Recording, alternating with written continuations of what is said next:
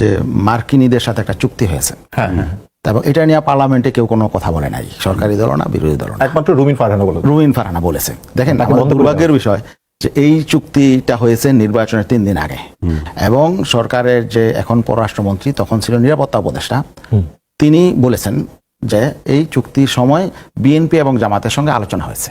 তার মানে বিএনপি জামাত তারা এক হয়েই, এবং সরকার মানে অন্তর্বর্তীকালীন সরকার তারা যৌথভাবে চুক্তি করেছে।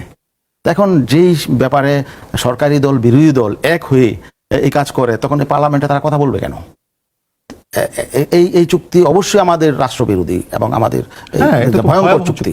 আপনারা ইসলামিক আন্দোলনকে এটা নিয়ে আমরা তখনও প্রতিবাদ করি, চুক্তির সময় করেছি, এখনো করছি, এখন আমরা প্রতিবাদ করছি। দেখেন এখানে আমাদের রাষ্ট্রের জন্য বাধ্যবাধকতা হলো 130টা, আর মার্কিন যুক্তরাষ্ট্রের জন্য 6টা।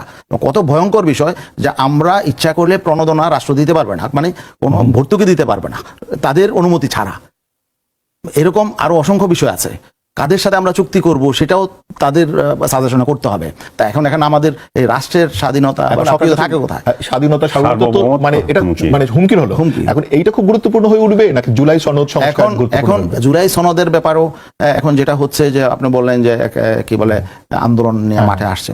জুলাই সনদে যেহেতু আমরা স্বাক্ষর করেছি কেন, যাতে রাষ্ট্রের কিছু পরিবর্তন হয়, সরকার যাতে জবাবদিহিতামূলক রাষ্ট্র চালায়।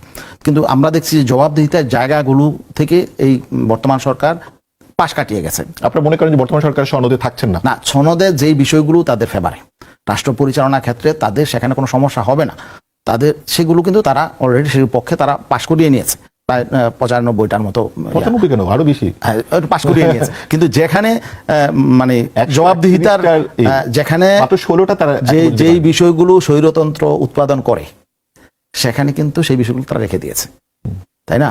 তারা দেখেন কি করেছে, এই যে বিচার বিভাগের আলাদা সচিবালয় হওয়ার এটা ছিল, বিধান ছিল, সেটা তারা তারপরে আন্দোলনে যাবেন না। তারপরে আরো যে বিষয়টা যে দুদক সংস্কার আইন, সেটাও তারা কিন্তু পাশ করে নাই। পুলিশ সংস্কার আইন তারা পাশ করে, মানবাধিকার আইন তারা পাশ করে নাই। তারপরে মানে জবাবদিহিতার জন্য যেগুলো সমস্যা, এগুলো আসলে এখন আপনারা কি এখন আন্দোলনে যাবেন? না, আমরা আমাদের মতো করে আন্দোলন করবো, আমরা আমাদের মতো করে প্রতিবাদ করছি। কারণ আমরা দেখছি যে অনেক বিষয়ে সরকার এবং বিরোধী দলের মধ্যে একটা সমঝোতা আছে। আপনার কি 11 দলীয় জোট আছে? না, আমরা ওখানে নাই। নির্বাচনের আগেই তো আমরা সেখান থেকে চলে এসেছি। কারণ আমরা দেখছি যে রাষ্ট্রের গুরুত্বপূর্ণ বিষয়ে যেখানে বিরোধী দলের প্রতিবাদ করা উচিত ছিল সেগুলোতে তারা সাইলেন্ট। তার মানে তারা তাদের মধ্যে সরকারের সাথে একটা সমঝোতা হয়তো আছে। তো এই জন্য আমরা এই ব্যাপারে সতর্ক যে আমরা আমাদের মতো করে আন্দোলন করব, এবং আমরা অবশ্যই এই